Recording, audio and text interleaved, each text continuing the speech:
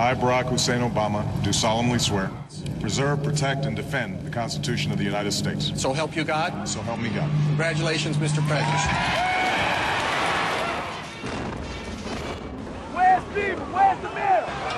We need some help out here. Honest with you, I don't think journalists should be anywhere allowed for. This is breaking as we speak. This is it looks to me like you're looking at a regional jet. And this is really one of the mainstays of U.S. Airways as they fly into and out of New York.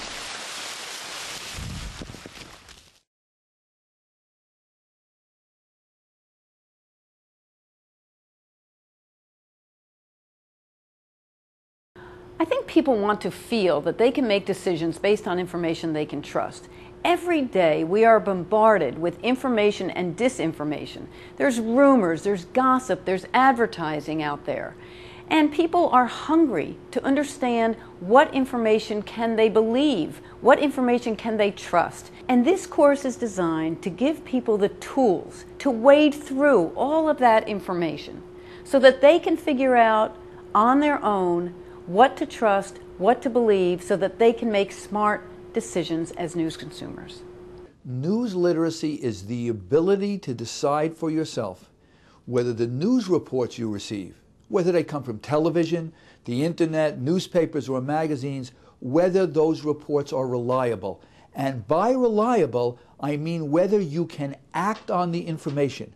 Can you take an action? Can you reach a conclusion? Can you make a judgment? Or is the information suspect or insufficient, and how do you know?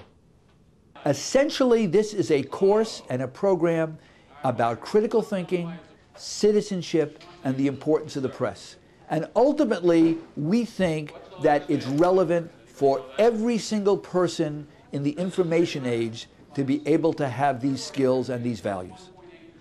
I do think it's an important class. I think that everybody should be an active news consumer and be aware of what's going on in the world. They're going to learn how to read a newspaper article. They're going to learn how to watch a TV piece. They're going to learn the tools that reporters use to communicate information, and they're going to learn to be discriminating about the kind of information that they receive. They're going to be able to critically look at pieces of journalism and know what to trust and what not to trust, what to be critical of and what not to be critical of. They're going to learn to sort of be a little bit skeptical, but also a little bit knowledgeable.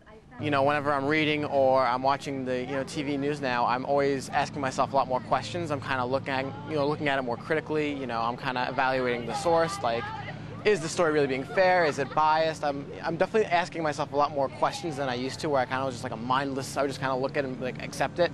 Now I kind of I kind of inquire more as to what's really going on. In this day and age, there's a tremendous amount of information that's coming at these students from a wide variety of directions. And a lot of it can't be trusted, a lot of it is not verifiable, a lot of it is confusing. It is so easy to get lost in this avalanche of digital information that's hitting us 24/7. It's important students are able to first, before anything else, locate the journalism neighborhood. That means distinguishing the journalism neighborhood from the propaganda neighborhood, the advertising neighborhood, the entertainment neighborhood, the neighborhood where unfiltered information is just coursing through the internet. This is a big problem, and it's growing more difficult to distinguish between these forms. The news media is the world's largest school of continuing education. People will learn about the world. They'll make a variety of decisions about their life. What medication to take, what company to invest in, what candidate to vote for, what do they think of their neighbors, based on information they get in the news media. And if they can't critically examine that information and decide what information is reliable enough to act on, they're going to make mistakes in their personal life. And collectively, as a society, we're going to make a lot of bad decisions. So I think the future of democracy really depends on this. We are not teaching people to believe anything in particular. We're teaching them how to decide for themselves what to believe. We show them examples of very good journalism in our view. We show them stories that we feel are weak, suspect, that are filled with references that are not supported. And we want them to understand the difference between a well-documented, verifiable, fair story and a story that's not, so they can spot it themselves. Here are a few of the crucial points that we emphasize in news literacy. What's the difference between news and opinion? What specific rules can a smart news consumer use to judge the reliability of sources who are quoted in a story? How can a news consumer weigh and assess the evidence that is presented in a story? How can news consumers take advantage of the power of the internet and yet not be deceived by bad and unsubstantiated information? How can news consumers differentiate between possible news media bias and their own bias? We need to step back and push consumers to think about their own biases as well, and to understand that one of the great obstacles to becoming a better news consumer is being open to information that challenges your own belief system.